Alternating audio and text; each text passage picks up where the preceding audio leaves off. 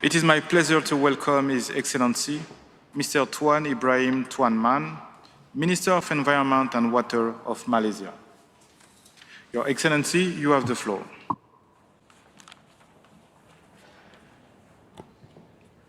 Bismillahirrahmanirrahim. Assalamualaikum warahmatullahi wabarakatuh dan selamat pagi. Firman Allah Ta'ala, Zaharal fasad fil barri wal bahri bima kasabat aydin nas. Berlaku kerosakan di daratan dan di lautan disebabkan tangan-tangan manusia. Surah Ar-Rum ayat 41. Pertama, saya ucapkan tahniah kepada Kerajaan United Kingdom selaku tuan rumah persidangan COP26 dan sokongan dan kemudahan diberikan kepada Malaysia dan semua delegasi persidangan ini.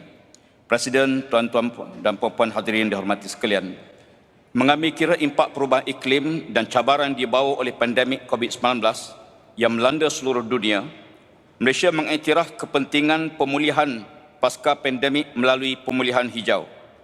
Bagi tujuan ini, Malaysia mengemukakan NDC yang telah dikemas kini yang mempunyai sasaran pengurangan intensiti pelepasan GHG menentasi ekonomi sebanyak 45% berdasarkan keluaran dalam negara kasa pada tahun 2030 berbanding tahapnya pada tahun 2005. Pengurangan intensiti tersebut dibuat tanpa syarat dan 10% lebih tinggi berbanding sasaran sebelum ini, yakni sasaran NDC Malaysia juga merangkumi 7 jenis GHG berbanding 3 jenis sebelumnya. Selain itu, Malaysia juga mempunyai aspirasi untuk mencapai pelepasan GHG bersih sifar seawal-awalnya tahun 2050, tertakluk kepada penyediaan strategi jangka masa panjang pembangunan rendah karbon Malaysia pada tahun 2022.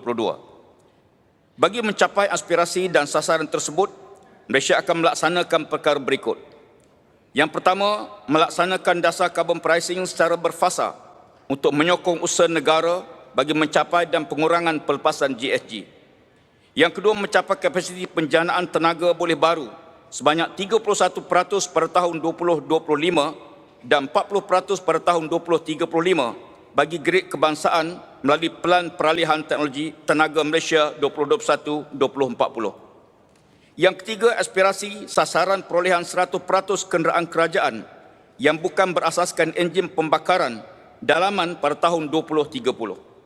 Yang keempat, mengekalkan sekurang-kurangnya 50% litupan hutan negara seperti yang diumumkan di persidangan Bumi Rio pada tahun 1992. Yang kelima, melaksanakan kaedah Natural Based Solution bagi asas penyelesaian global bagi mengurangkan kesan jangka panjang seperti menanam 100 juta batang pokok bermula pada tahun 2021 hingga 2025.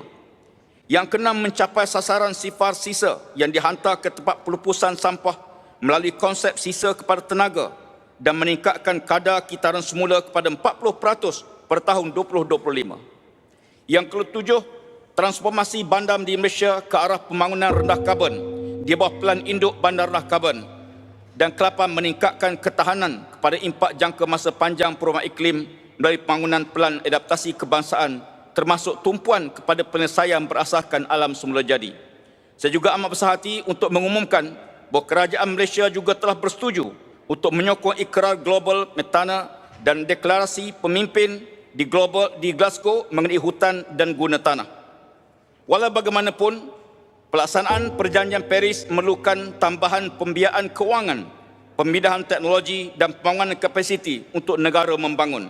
Sehubungan dengan itu, Malaysia menyeru kepada semua negara maju untuk memenuhi obligasi mereka di bawah Perjanjian Paris. Akhir kata, sekali lagi saya mengucapkan terima kasih dan tahniah kepada Kerajaan United Kingdom kerana menganjurkan persidangan kali ini. Sekian, terima kasih.